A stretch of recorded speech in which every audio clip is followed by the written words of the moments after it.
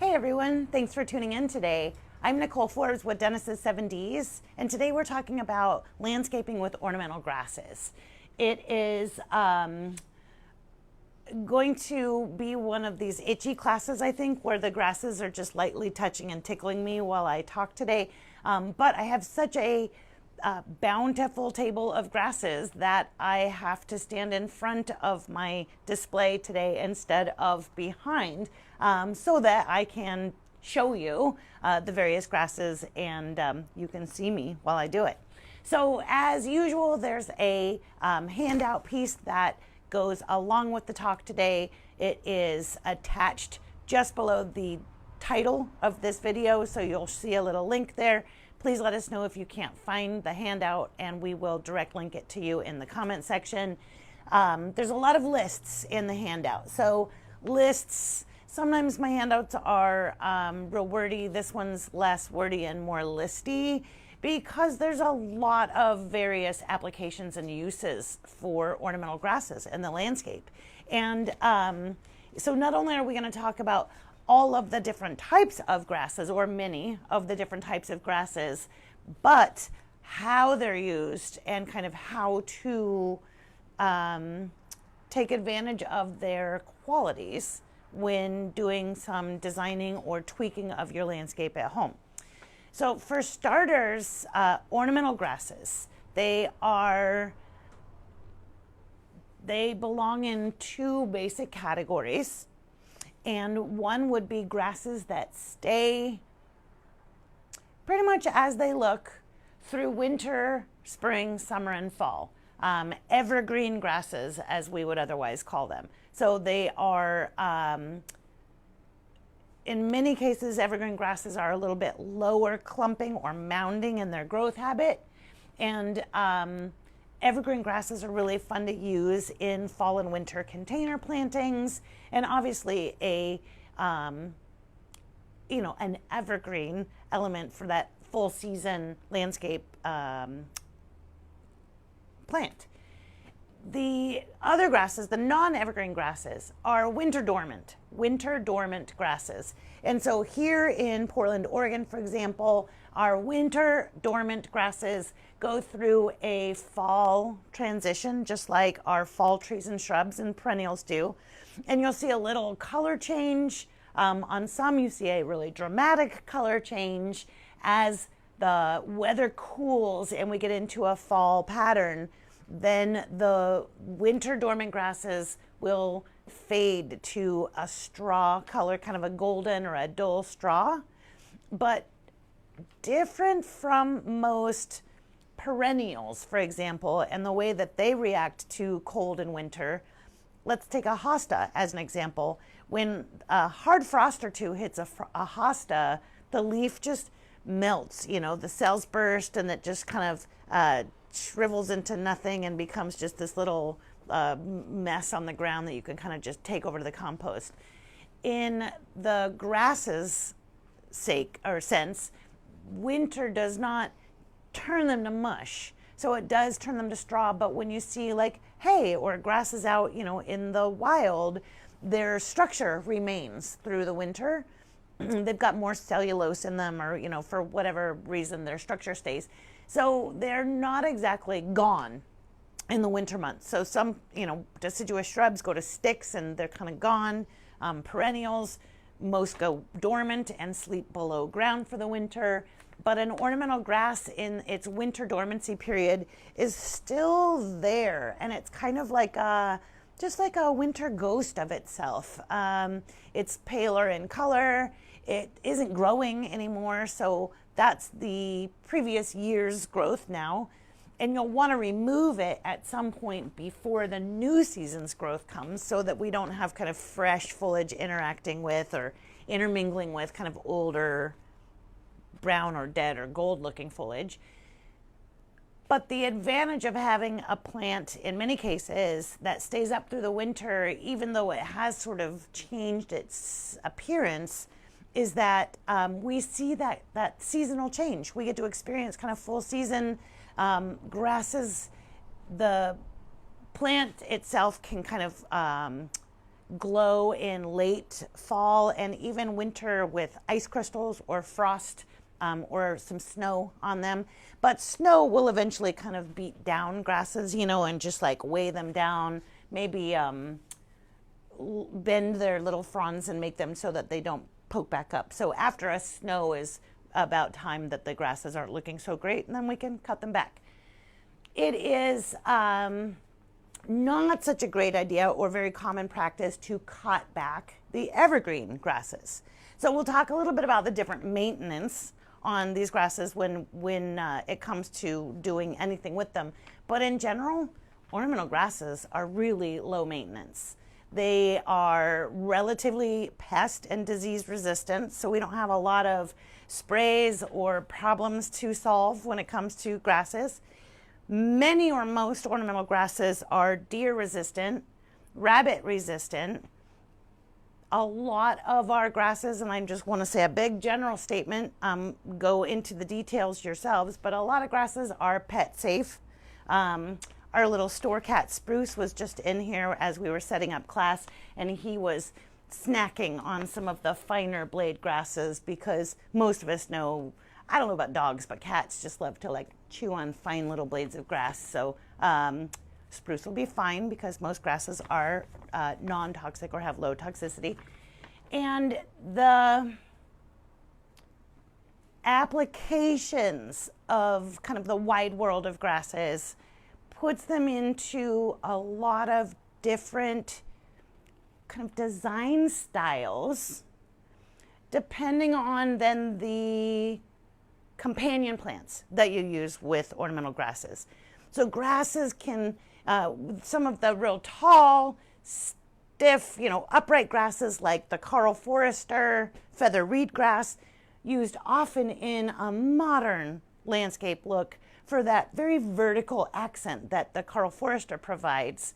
But something like fountain grass, this lovely little kind of little rabbit's tail looking fountain grass, has more of a whimsy to it and works well in cottage gardens or even kind of like with a beachy feel or a garden with more of that casual prairie style. Certainly would be great with a fountain grass. And then of course with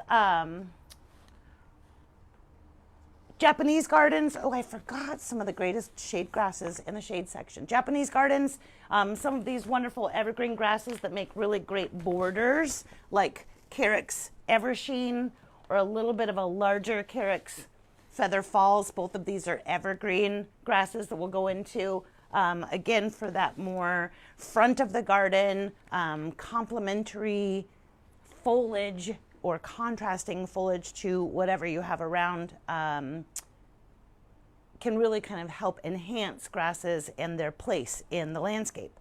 They can be used as screens. Tall grasses, great for usually seasonal screening, and again I'll get into that more, but typically the tallest growing grasses also tend to go dormant in the winter months. Now there are a handful or a few evergreen grasses that grow quite tall. The best known would be Pampas Grass. Anybody who's driven out to the beach, you know, and you see that giant white feather plume in bloom on a really big grass on the hillside, those large clumping grasses are called Pampas Grass. And Pampas Grass are an evergreen that make great screening, but you're committing to a large plant. In bloom, a standard Pampas grass can end up at 6 feet wide at maturity and 6 or more, 6 to 10, even 12 feet high when it's in flower. So that's a parking space, right? You know, so that's a big grass. And over time, as grasses grow, they do get wider and fuller as a clump. So most grasses are mounding or clumping in their habit. And what that means is as they grow from a central point, the newest and freshest growth extends outward from the center of the ornamental grass. So typically the newest growth happens out on the outer edges of the root ball. The inner grass, kind of the original inner crown, doesn't live forever. So after several years, you may have a large clump of grass with what looks like kind of a concave or dead middle. And that's a good indication that it's time to dig up and divide the grass. In fact, it could have been done maybe a year or two before it started to look dead and bare in the middle.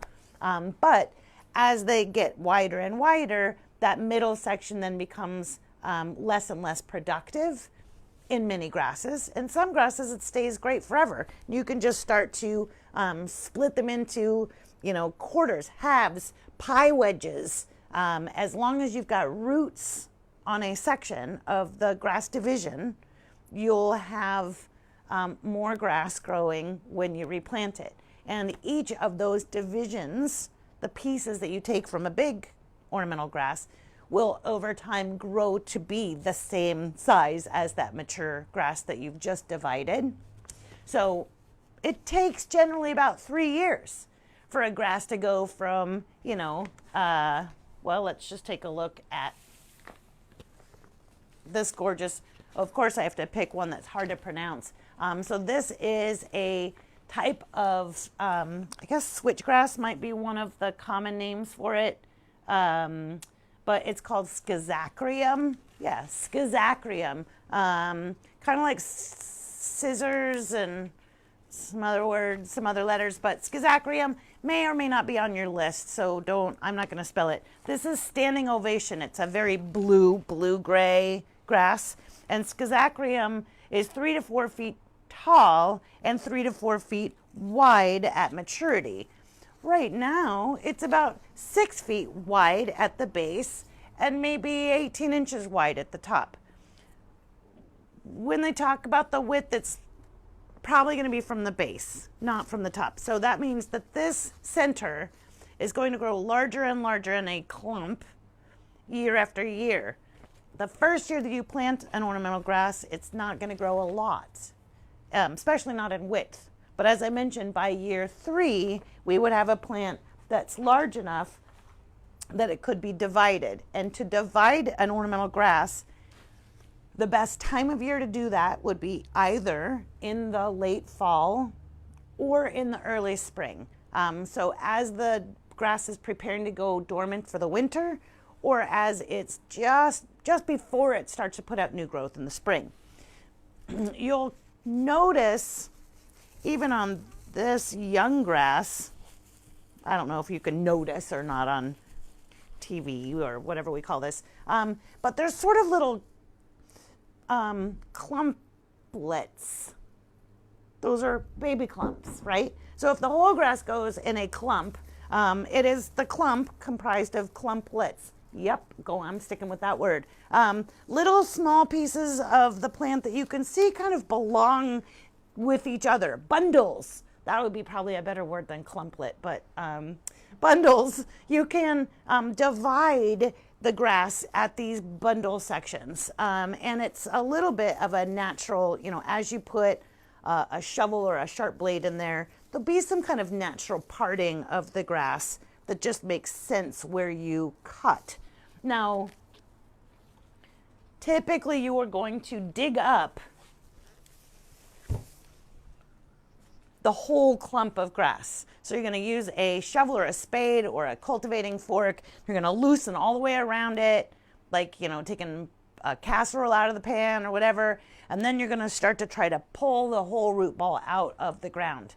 Fortunately, grasses tend to be shallow rooted. So you're only looking at maybe a 18 inch at the most root ball for most of these grasses. Now, back to Pampas grass, it does have a deeper root system, but you'll figure that out when you're trying to dig it up, and remember that I told you that you had made a commitment in the first place. But once you've got that clump out of the ground, you can either use, again, that sharp spade to divide the grass, or I prefer to use more of like a blade. So either a saw blade, an old bread knife that you've just decided to, like, you know, take from the kitchen and give to your garden, or this awesome tool, which I always love to sing its praises. This is called a Hori Hori knife. And Hori knife is exactly what you would think. It is a garden knife.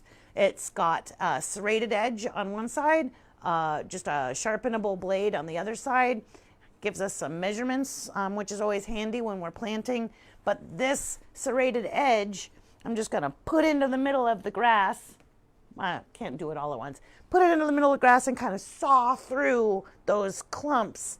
And once you've started to open up the divisions, you can then pull a little bit of the rest of the way, so that as you're pulling apart the grass, the roots will go with kind of the sections that they belong to. If you're cutting a lot of your division, you may actually end up cutting a lot of roots that don't end up belonging with the plant that you thought they did. So cutting through the top part, the crown section of the plant, is usually what you need to have a little bit of a sharper tool to do. And then once you've gotten through that crown, you can really start to pull and tease apart the root system. Then just replant, ideally as fast as you can, you know, immediately replant the plantlets, the new plants or the divisions. You could put them in pots if you wanted, if you aren't sure where to put them right away, or, you know, give them to friends, take them to a garden club and let them sell them for their fundraisers, whatever. But once you have grasses in your garden, it's pretty much guaranteed that you're gonna end up with more grasses because of the way that they grow and your potential need to divide them. It's not necessary. I mean, you could let them kind of die out in the center, do their thing. They still look fine. You know, they've got like an outer curtain of good looking foliage. So as long as you don't look too closely at them, you wouldn't realize that they're kind of dormant in the middle. Or heck, I guess if you let one grow really big and then it got dead in the center, you could just buy another of the same grass and plant it in the middle. That would be another way, I guess, to avoid digging things up and totally dividing, but dealing with that like bald patch in the middle. So considering that at some time of the year, your winter dormant grasses will also need to be cut back. And cut back means like cut back. There we go. This little looker here, this is Gold Bar Maiden Grass, Miscanthus Gold Bar. Gold Bar is actually a shorter form of the like zebra Maiden Grass, which is like 6 to 7 feet tall. Gold Bar gets about 4 to 5 feet tall. So we're looking at a plant that's, you know, about like this tall when it's mature, and it's going to be 4 to 5 feet wide. 3 to 4 feet wide, all right? So it's got a big yardstick across the base of it. That's how wide it is. Now we're going to come along and come wintertime, if we're not going to divide it, we're at least going to trim it. Either in late fall as the plant's kind of turned its straw colors. If you don't like that brown or straw look through the winter, you can cut it back then. I like to leave my grasses up through the winter. In a lot of cases, they have flowers in their late fall. Their flowers, really, when you think about flowers, but their flowers have seeds, and the birds like to eat the seeds and things, so I enjoy them up in my garden, but I cut them back in early spring. Either or, fall or spring. When you cut them back, you're going to cut them back to roughly, let's say maybe 3 inches from the ground. So we're going to take the whole clump, even just, you know, roughly in your hand like so.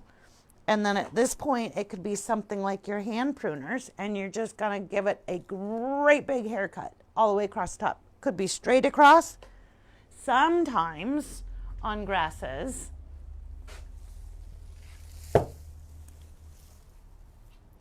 that are a little bit finer textured. This is another Miscanthus, but this is Morning Light. And also will need to be cut back because it goes dormant in the winter.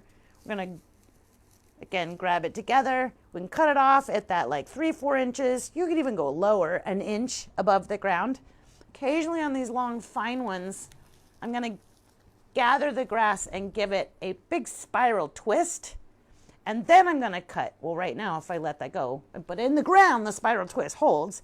And then when I cut on the spiral twist, instead of the grass, the cut grass appearing to have like that really clean flat top, a spiral twist ends up giving it a little bit of like a shag top instead. So however you like your cuts to look, I like the shag look because I'm not all boxy in my garden. So that's where the twist comes in.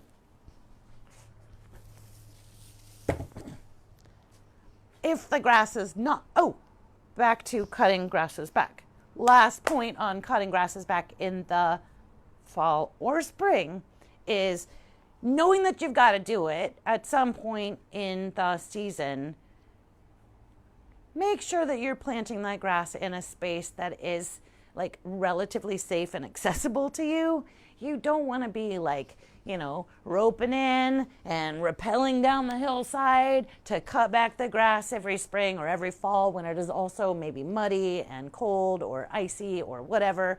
So just think about accessibility on where you're planting your grasses so that you can get in there and give it the type of maintenance that will help it keep looking as good as it can.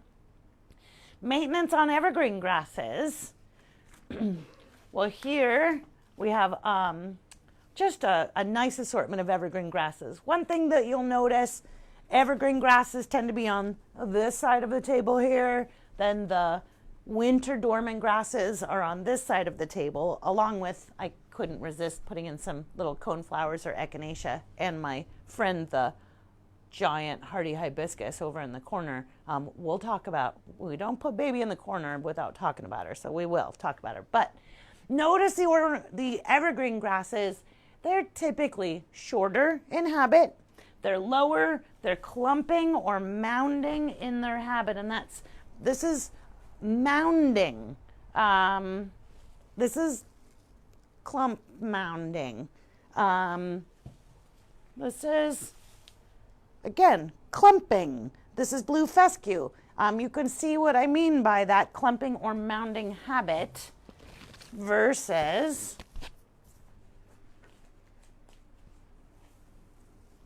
again, here's one of our taller winter dormant grasses. This is one of my faves. This is northern sea oats, Chasmanthium, Ledifolium. You'll see it in the grasses for partial shade. This is a grass that does well in like morning sun, but a little bit of afternoon shade. It has like a thicker blade than most grasses, almost a bamboo look and feel. It's got this great like sound effect to it when you have a little bit of breeze that runs through the garden, and then these super cute little flowers. In grass language, we call them inflorescence.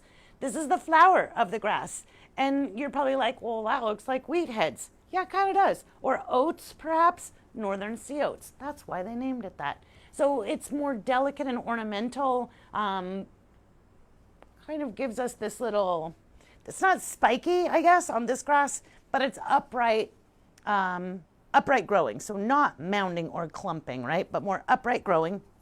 It does grow into a slightly larger clump over time, as opposed to some grasses that have more of a running habit. So clumping, getting fatter, running is like going places.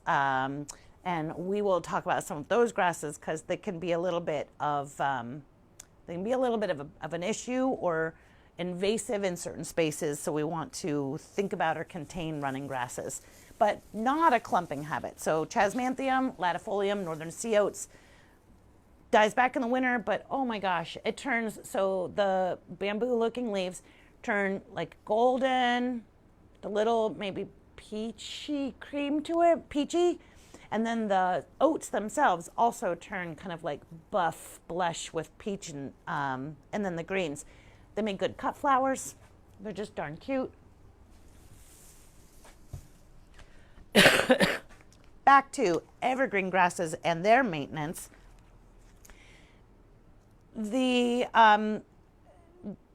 grippy palm gloves, the work gloves that most of us have or can get access to. This happens to be Bamboo Gardener, but a lot of us know this type of glove. It has a fabric back, but a grippy palm. Sometimes they're nitrile or something like that. But these grippy gloves make great grass cleaners because of that grabby texture that they have on the palm. Instead of cutting back an ornamental grass that's evergreen, we basically want to like groom it or comb it by using these grippy palm gloves and just sort of running through the grass with the grippy gloves. Often the dead stuff just comes out because it was ready to go, anyways, but it's just sort of stuck in there. It's like my hair, you got to brush your hair to get all the old hair out. So that's kind of the same idea with the evergreen grasses. But if they get completely cut back, somebody comes along and just whacks this guy to the ground, it may or may not fully recover because it wasn't, it depends on what time of year that you do that, but most evergreen grasses aren't prepared to lose that much of their foliage at one time, and survive to push back new growth and tell the tale. So this blue fescue, this is Elijah blue fescue, lovely evergreen clumping or mounding style grass. This is a full sun kind of blue-gray grass that does great as even like a lawn substitute, slightly larger than a lawn, but a beautiful lawn substitute. It looks beautiful in kind of mass plantings or as edging, kind of a border as edging, and it only grows to about 1 foot to 18 inches tall. Little airy tan flowers in the summertime, but again, evergreen. Doesn't want to be too waterlogged or get soggy, so make sure again that blue fescue is not in a really wet spot in the winter. So maintenance on it, relatively easy. These are durable and flexible plants. As I mentioned, they're low susceptibility to diseases and insects. They also, they can take a ball bounce on them. They could take a dog pounce on them. They could probably be, occasionally roughed up and come back just fine. So ornamental grasses are great for around a ball court, a sports area, a playground. Kids to land and fall in a grass is not pokey or prickly or anything like that as well. So all of those things to consider where and kind of the general applications of using grasses in your garden. It is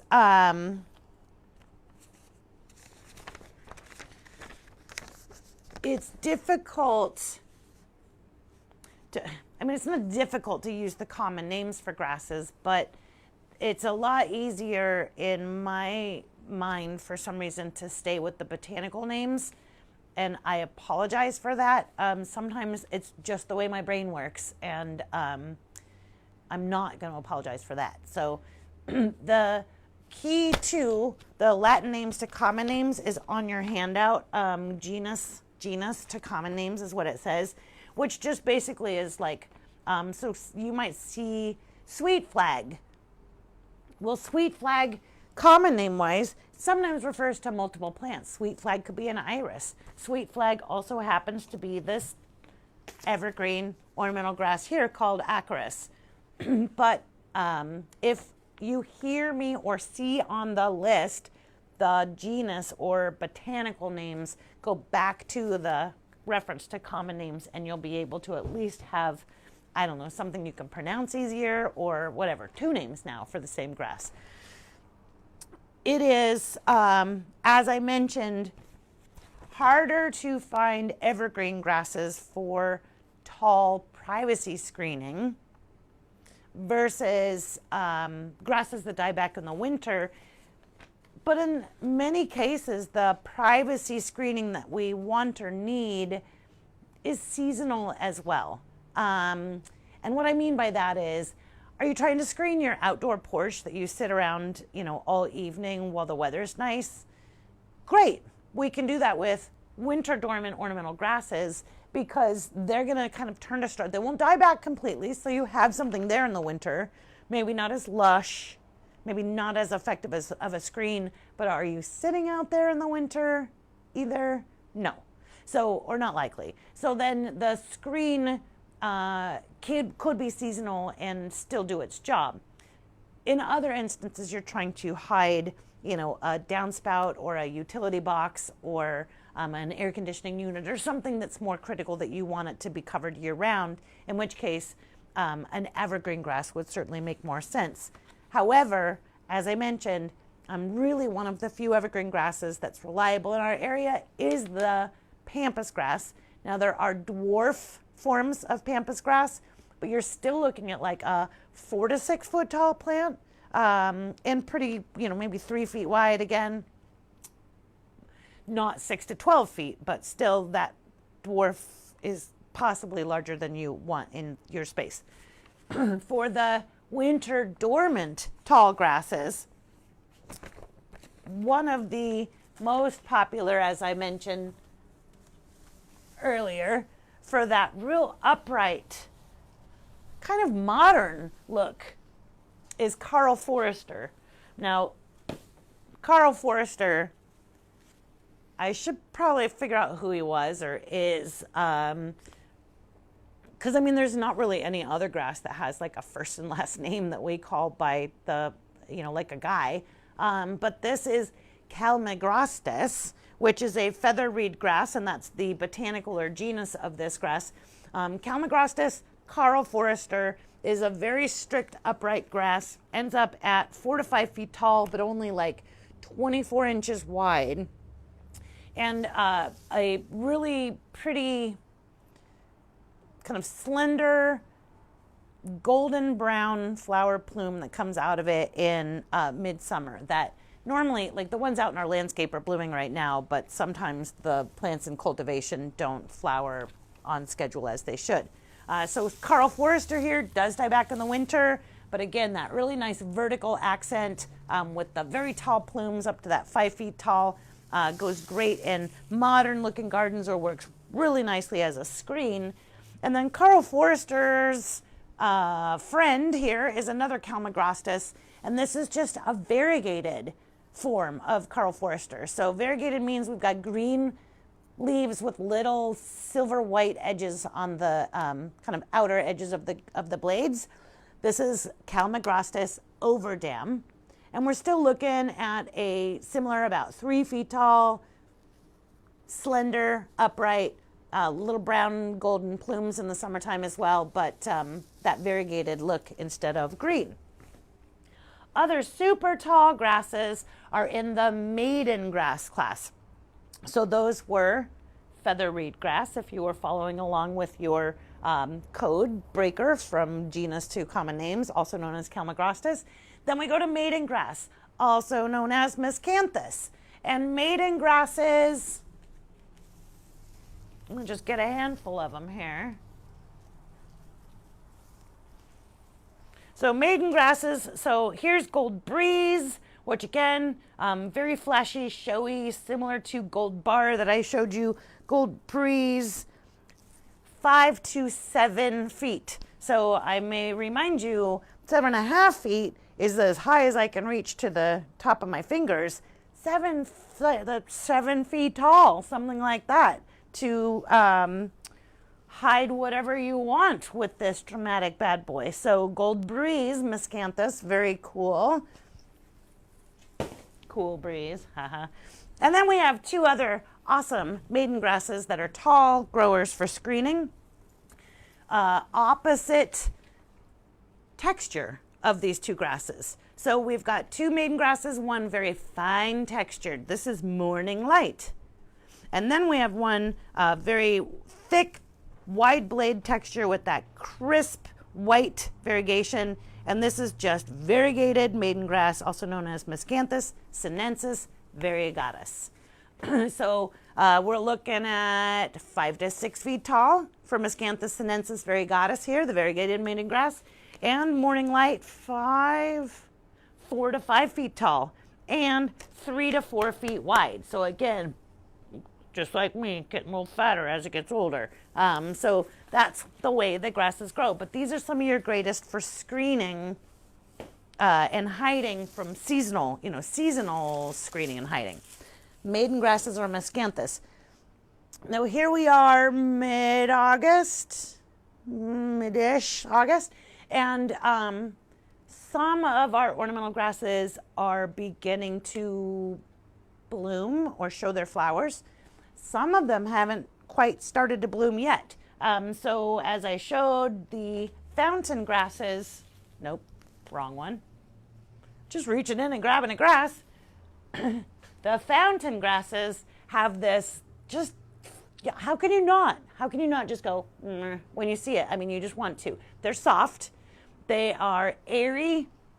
There's something really cool. The lighting in this room really sucks, and I apologize. It's our employee lunchroom, break room that everyone's so nice enough to just let us keep using for the videos. If we had good lighting in here, we could show one of the coolest qualities of ornamental grasses, and especially their flowers, and that's being backlit.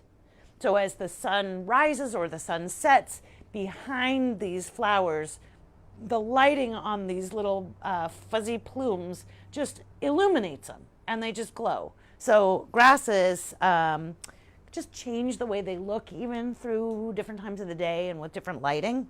But the flowers on them tend to be unique to each genus, which means that all fountain grasses, all Pennisetum, will have a similar fuzzy plume-like flower as this one does here. And likewise, all, let's see, I have a panicum, yeah.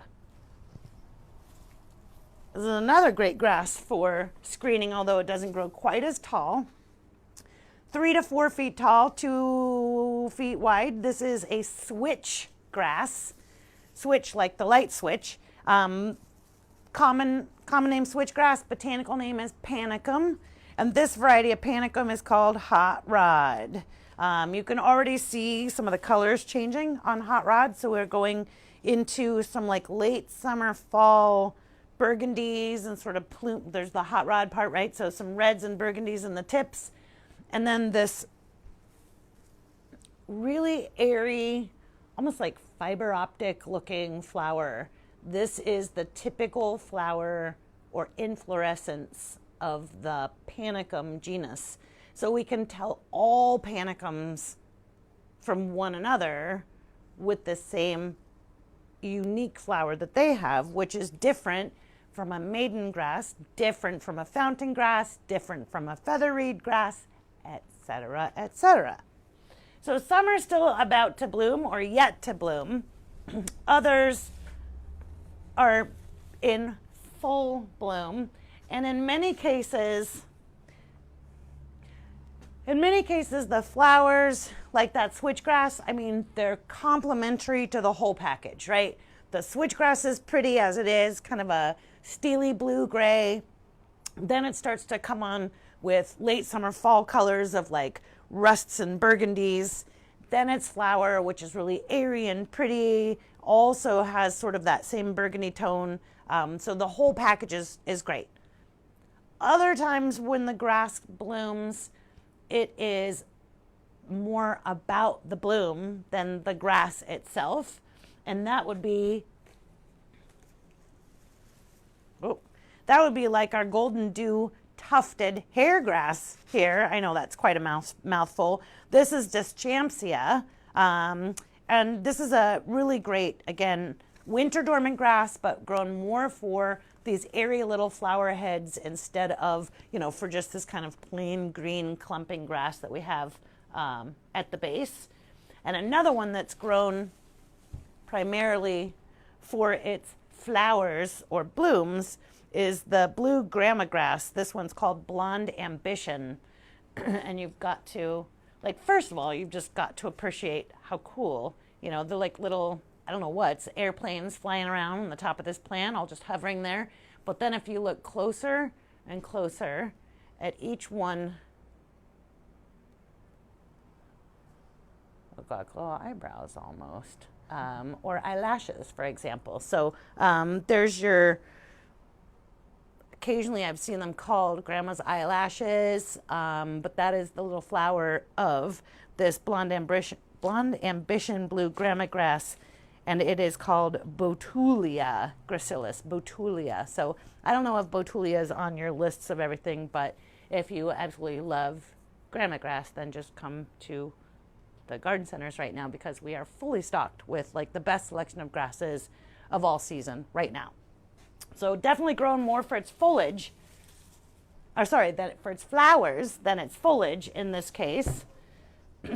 But the opposite would be said for something like bloodgrass.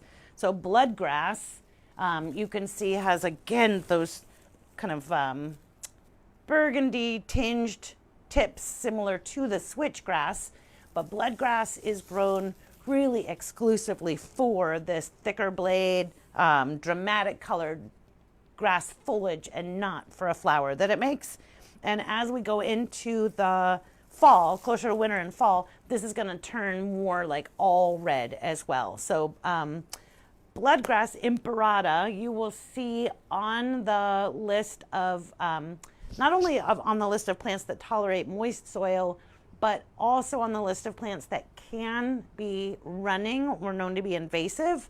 You can even see a little bit of that right here. So I'm going to pull this out of the pot just for a minute, and you'll see on the side, come on out, buddy. See that little grass on the side? And here we got another little runner, and over here on this side, a runner. So those are like pioneer pieces that are heading out for exploration in the garden. So rather than being one big clump that stays in a big clump, the runners send out these kind of pioneers that'll try to colonize further areas. Now, bloodgrass will run more in moist soil, prefers moist soil, and will become more invasive and kind of fill in a moist soil area, whereas it will run less into drier or dry soil conditions. So it can be controlled somewhat by just controlling soil moisture. It is one that we do sell because of its ability to be controllable, and it doesn't become like a headache invasive that you would wish you'd never planted before. At least I don't think so. If anybody hates their bloodgrass that they planted, let me know and I'll change my tune. So tall grasses, grasses for their flowers. Often when we look at grasses, we think of them as being drought tolerant. I mean, something about, I don't know, they're like thin blades, their nature, maybe where we see them growing, we just think, wow, there's no water there. But not all grasses are drought tolerant. And so you'll see again a list of grasses that are tolerant of dry conditions and xeriscaping in dry soils, but even that has to come after they've gotten themselves established. So the first couple of years, grasses need you to keep them watered and cared for, even if they are drought tolerant, so that they can become drought tolerant. Two of the like blue or blue-gray grasses that are very popular and evergreen are also on the drought tolerant list.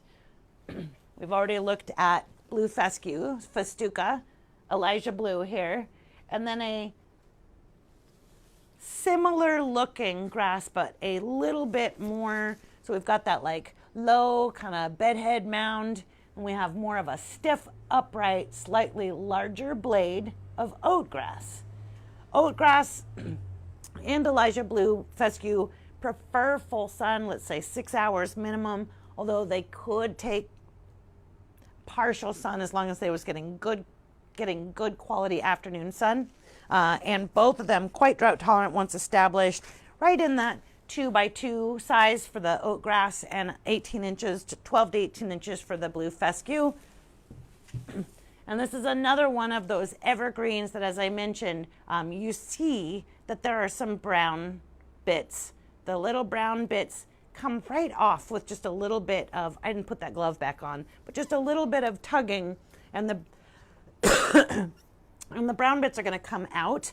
So grooming the grass, if brown bits drive you batty, you can just pull them off really easily and have a green, blue-green looking grass in no time. So don't cut the whole thing back, just do a little bit of grooming and your grass will be beautiful all the time. Shade grasses. Well, as I don't know, I guess lately there's been so much good stuff to pick that I end up forgetting something or leaving something behind. So today I forgot to go into the grass, the shade perennial department completely, and so I missed all of the shade grasses. One of the best grasses for shade is Japanese forest grass. Now, there's golden Japanese forest grass, there's variegated golden Japanese forest grass, green Japanese forest grass. Yesterday I saw a new Japanese forest grass that's out on the market or on its way out onto the market, and it's like a lime color. Japanese forest grass is, as I mentioned, winter dormant, but it's a soft grass, so it lays down soft in a graceful mound that makes it perfect for borders and edging. And then the usually like chartreuse or golden color of the foliage provides just a bright spot of contrast or brightness in shade gardens as well. So it's just perfect for filtered sun or dappled shade or even into deeper shade gardens. Beyond that, one of my other favorite grasses that's not technically a grass, but it's grassy enough that most people, I think, call it or think of it as a grass, and grass is part of its name. This is black Mondo grass. Black Mondo grass is, as I mentioned, not a true grass, but I don't think you really care. Opiopogon nigrescens is the botanical name on this guy, but black Mondo grass. I've heard people also call it monkey grass before. That's fine too. It's once you see it, there's really nothing else like it. So, I mean, as black as the pot, right? You know, piece of paper here that's white, it is black. Now, black Mondo grass can burn in hot sun, so it's best in filtered light or even dappled sun to shade. And in addition to black Mondo grass for shade, oh, I'm all dirty. There is dwarf Mondo grass. So dwarf Mondo grass here is better in like part sun to shade, but it is teeny weeny. It is clumping, so we have this nice sturdy, I could probably sit on it or quickly walk across it. Dwarf Mondo grass is often found in our ground cover section because it's evergreen, slow growing, drought tolerant, takes part shade, and makes an great lawn alternative as long as, again, you're not trying to play on it all the time or, you know, have croquet matches or whatever. This would be a great lawn alternative. So durable, sturdy, evergreen, dwarf Mondo grass. Usually not in the grass department, found in the ground covers instead. Next to it, I guess we're moving on to grasses for containers. So I don't know, I'm moving around on the list. But this is Unsignia, also known as red hook sedge. This is a variety called Belinda's Find. Unsignias are great for container planting. They are slightly tender in our winter. I think we're looking at zone 8, so hardy to 10 degrees. If it's in a container planting, you have the ability to maybe protect it a little bit in the winter. Plant it in the ground, a beautiful kind of border or edging plant. We're looking at about just under a foot tall and wide, so like 10 inches tall and wide, stays up through the winter and just kind of intensifies in that Merlot or burgundy color. Best in full sun on Belinda's Find, but red hook sedge you'll find in small pots this time of year too, because they're great just tucked into like fall and winter container plantings, which we're going to cover in a class in a couple of weeks. Evergreen grasses, why not? When we go to evergreen grasses, as I mentioned, we tend to end up with grasses that are a little bit more on the lower clumping or low mounding side. So here, a big family of evergreen grasses are Carricks, also known as sedge. One of the lowest growing sedges here is Eversheen, and this is really part sun to shade. Eversheen gets about a foot to 18 inches tall and wide, and it's just, again, that like thin blade, crisp, just bright looking, vibrant little mounding grass.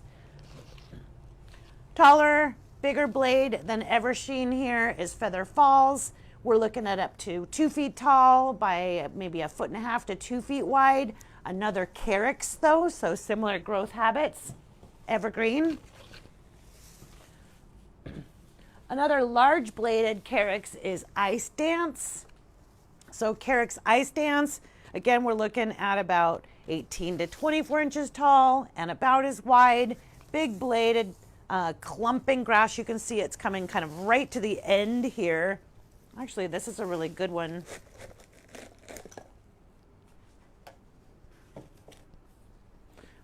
So if you look at Ice Dance, you can really start to see how clumping grasses will show you where and how to divide them. So we're starting to see, like right here, we've got a whole nother grass clump that's starting to form on its own. We also can see, as we kind of go through the sections of grasses, another clump here, another easily dividable clump here at the corner, and even if we looked at the whole thing from the top,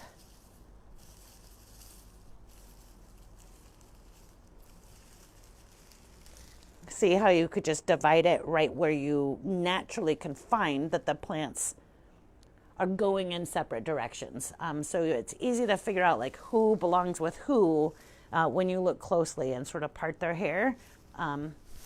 This guy will just go right back to normal. So Ice Dance, thank you for your demonstration. Sometimes it's easier to see where to divide than others. But go with the easy when you're beginning, right? You know, so use something that's easy. Another Carrick's. Then we go into the fine-bladed Carrick, so a little bit of a different texture. This is Frosty Curls, right? It looks hairy. This is Cappuccino.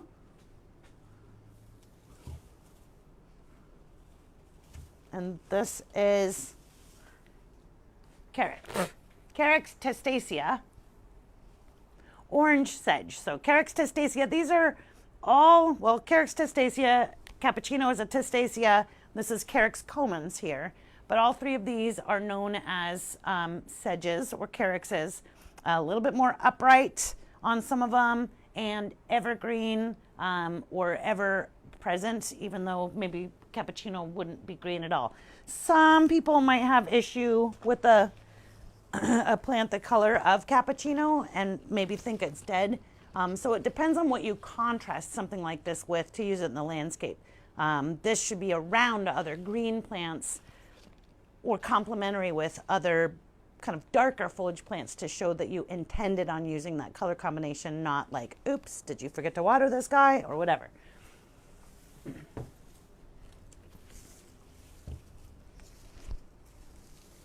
Now, I'm going to see containers, running grasses. We kind of covered that. Grasses for rain gardens and bioswales. Another kind of landscaping use and need that is coming more and more to people's to-do lists as we add, you know,